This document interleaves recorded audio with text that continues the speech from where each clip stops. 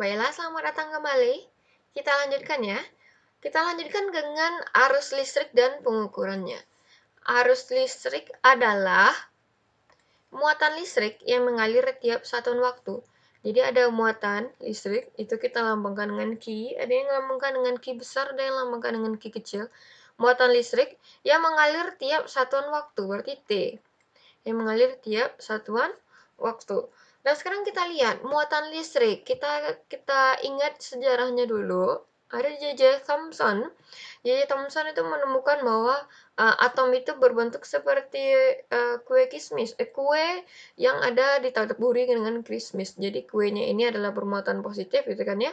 Kemudian ditaburi oleh kismis yang notabene adalah elektron. Elektron tuh negatif gitu.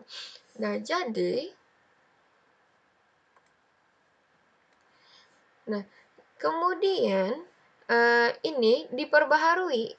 Teori dari J.J. Thomson ini diperbaharui oleh ilmuwan-ilmuwan lainnya. Salah satunya adalah Bohr. Jadi kalau misalnya teori atom Bohr itu seperti ini, di dalam intinya itu ada positif, ada proton, dan juga ada neutron. Kemudian juga ada namanya elektron yang mengalir pada orbit-orbitnya. Jadi elektron itu bukan menempel pada roti kismis kita, maksudnya bukan menempel pada proton, tapi elektron itu mengalir pada orbit-orbitnya. Sehingga kalau kita misalnya ingat lagi pembelajaran kita pas waktu kita belajar kimia, kita tahu kalau misalnya ada yang namanya elektron bebas. Ada yang namanya elektron bebas. Jadi kalau misalnya kita punya kabel, ini adalah kabel copper.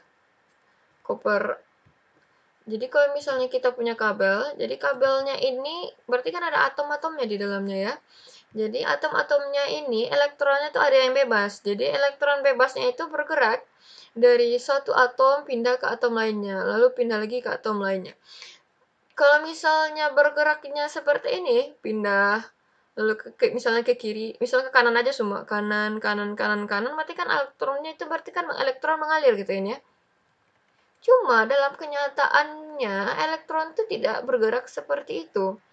Elektron itu misalnya dia dari atom yang ini, dia bisa pindah ke atom yang di belakangnya atau atom yang di atasnya. Bisa pindah ke atas, bisa pindah ke samping, bisa juga pindah ke samping atas, atau bisa dia ke kanan. Dia itu terserah, geraknya itu terserah. Jadi kita membutuhkan suatu gaya, sebuah force yang membuat dia itu bergerak searah gitu. Jadi dia mengalir. Kita membutuhkan suatu hal yang bertindak sebagai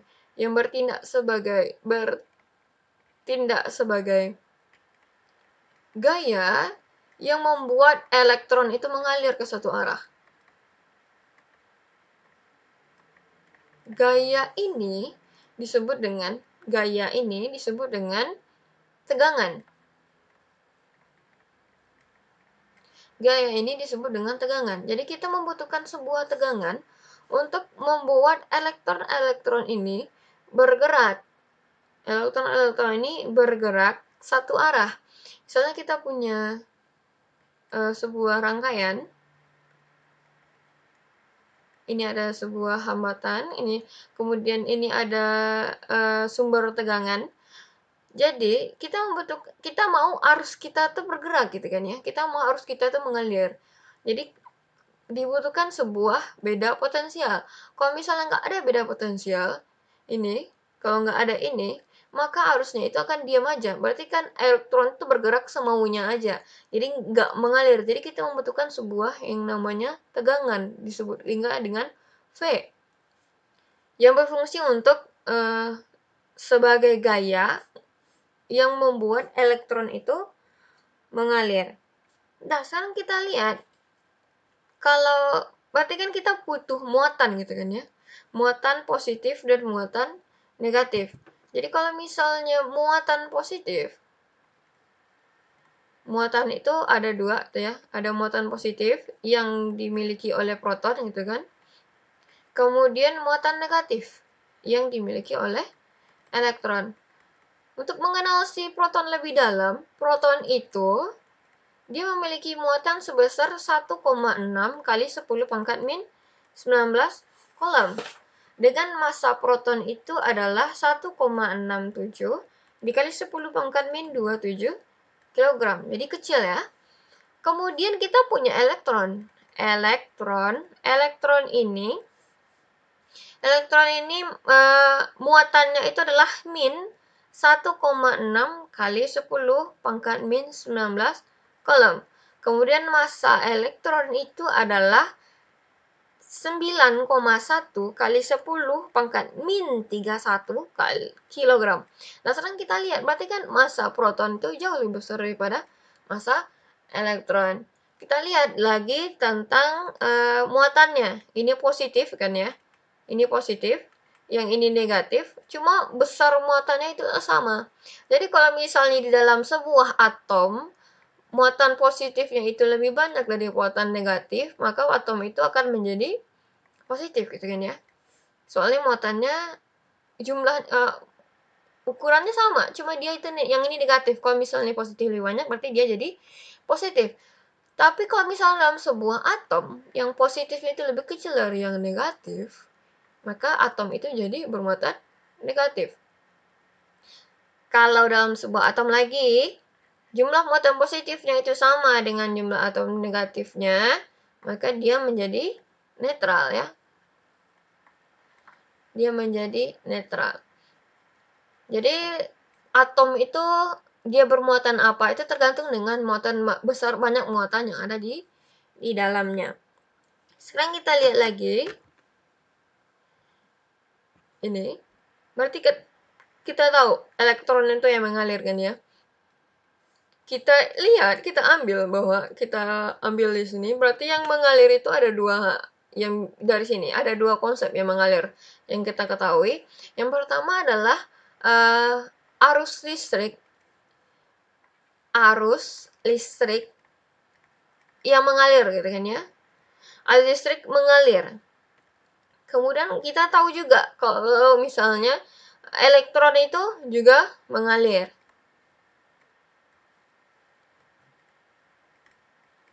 Konsepnya, arus listrik ini mengalir dari potensial tinggi ke potensial rendah. Konsepnya, elektron ini mengalir dari yang potensial rendah ke potensial tinggi. Sekarang kita lihat dalam kenyataannya yang kita tahu, yang mengalir itu kan elektron kan, yang bisa bergerak itu kan elektron. Cuma di sini kita juga kenal yang namanya istilah arus listrik. Arus listrik itu juga ada konsepnya. Dia mengalir dari beda potensial tinggi ke beda potensial rendah. Sementara yang kita tahu yang mengalir itu adalah elektron. Jadi sebenarnya apa itu arus listrik ini? Itu kan ya. Jadi kita lihat lagi sejarahnya begini. Muatan listrik itu ditemukan oleh yang namanya Benjamin Franklin. Benjamin Franklin yang ada di dalam uang 100 dolarnya Amerika. Itu bapak ini ya, yang dengan percobaannya menggunakan layang-layang dan petir. Nah, jadi pada zaman Benjamin Franklin ini, waktu itu belum tahu kalau misalnya arus listrik itu bentuknya mengalirnya kemana, konsepnya belum tahu. Cuma ya dia tahu kalau misalnya ada yang mengalir gitu.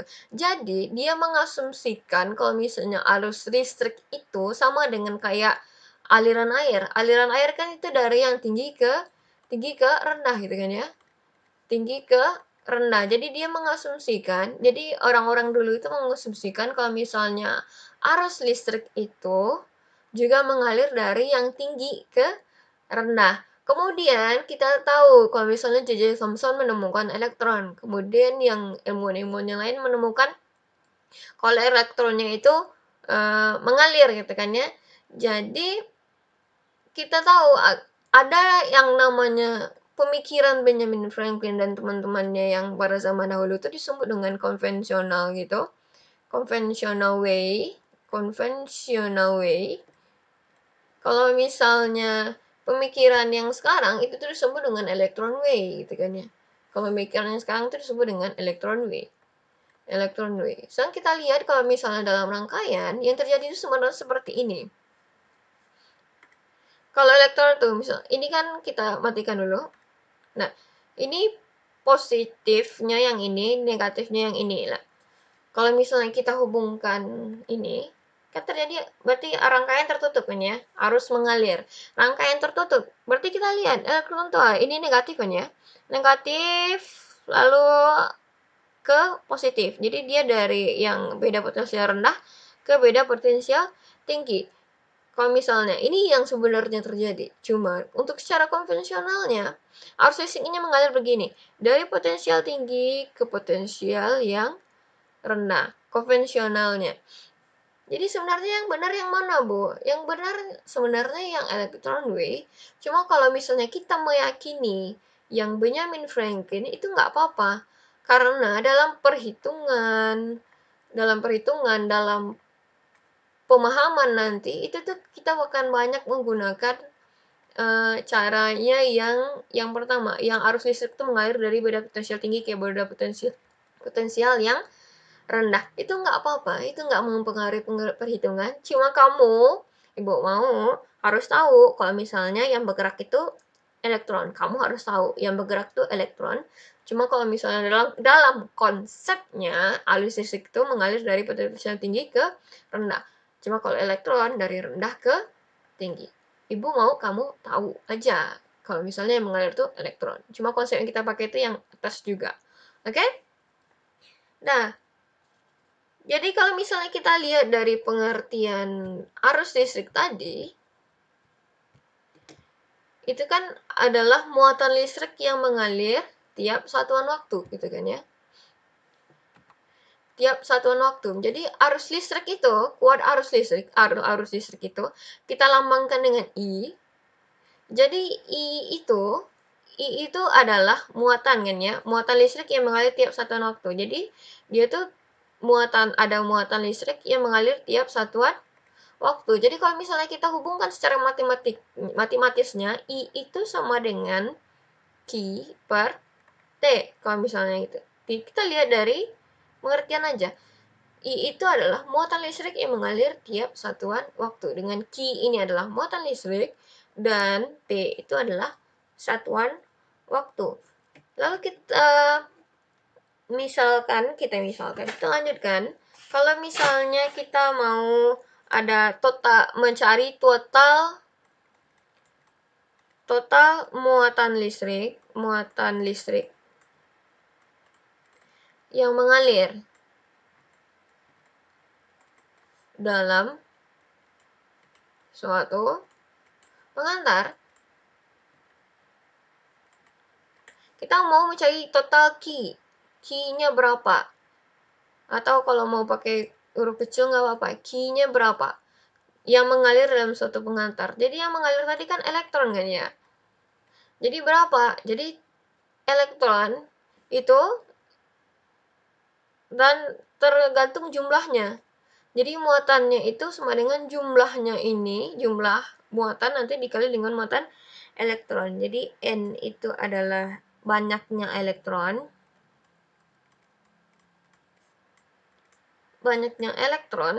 Dan E itu adalah min 1,6 kali 10 pangkat min 19 kolom yang tadi. Kemudian Q itu adalah muatan listrik.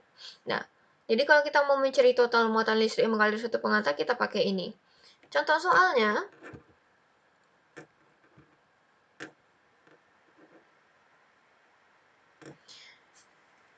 seperti ini, banyaknya elektron yang mengalir pada suatu pengantar setiap menit berarti T-nya itu 1 menit ya. 1 menit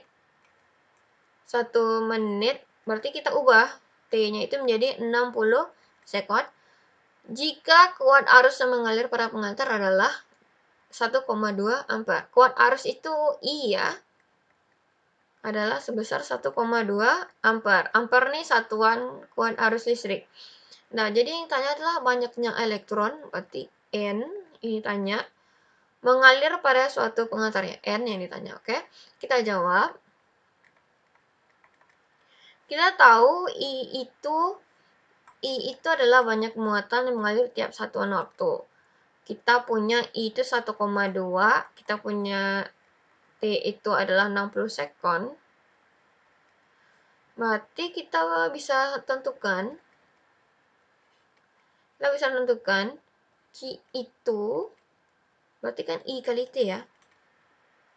Berarti I-nya itu adalah 1,2, berarti dikali dengan 60 sekon, maka dapat 72 kolom. Sedangkan kita tahu kalau kita mau mencari N itu, banyaknya muatan itu, Q itu sama dengan N kali E. Q itu 72, kita mau cari N, E itu adalah 1,6 kali 10 pangkat min 19. Kenapa kita tidak pakai minusnya di sini? Kita cuma mau cari jumlah ini, jumlahnya elektron. Kalau misalnya kita pakai minus, berarti kan jumlahnya jadi minus kan ya? Nggak mungkin jumlahnya jadi minus. Maksudnya jumlah suatu barang itu minus gitu. Nggak. Jadi kita simpan aja E-nya. Kita tahu kalau misalnya elektron itu negatif, cuma kita simpan aja minusnya. Maka N itu sama dengan, berarti 72 per ini ya, 16 kali 10 pangkat min 19. Berarti N itu, kalau misalnya kita cari, adalah 45 dikali 10 pangkat plus 19 elektron jumlahnya. Jumlahnya seperti itu. Nah, sekarang kalau kita lanjutkan ke soal berikutnya.